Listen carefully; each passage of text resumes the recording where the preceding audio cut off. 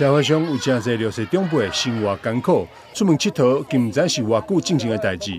華山基金會台南 A 區13號邀請區內200多位長輩，在頑皮世界贊助之下，快快樂樂來到園區來佚佗，近距離飼動物、看表演，歡歡喜喜享受自由時光。今天來到頑皮世界呢，其實長輩看到這些小動物啊，其實就像小孩子一樣。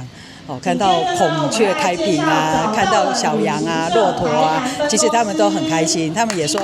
頑皮世界在台南算是一個很有名的動物園那但是他們都是在很年輕的時候有來過但是已經很久沒有進來了那所以他們也是很新奇。那所以我們希望借由今天這個活動呢，把這個老人的議題呢推廣出去，因為台灣的社會老太快了。那我們在端午節前夕呢，我們有送給長輩的關懷禮1份600塊，那現在還尚缺大概800多份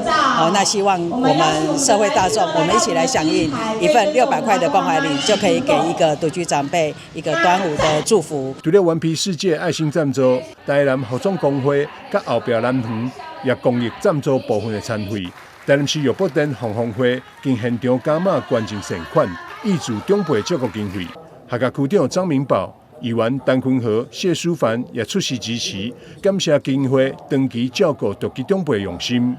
客家站已經14天，這14天來關懷照顧較濟，人無愛去做，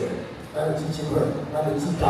咱的義工，咱就是咧做咱的無悔的付出，所以這點挺難感動啦我嘛希望咱大家長咱的區長咱各鎮站長帶領之下，結合我們的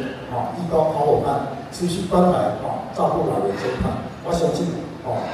所有咱小人的平安溫馨和祥和。華山基金會照顧60歲長輩，在全國各區服務將近3萬名長輩，秉持着在地腦化社區互助等理念，提供各種免費照顧服務。基金會也希望有更多的生命中加入愛老人的行列，讓服務網絡更加周全，會當照顧到更多在地孤老。台南新聞張偉忠採訪報道。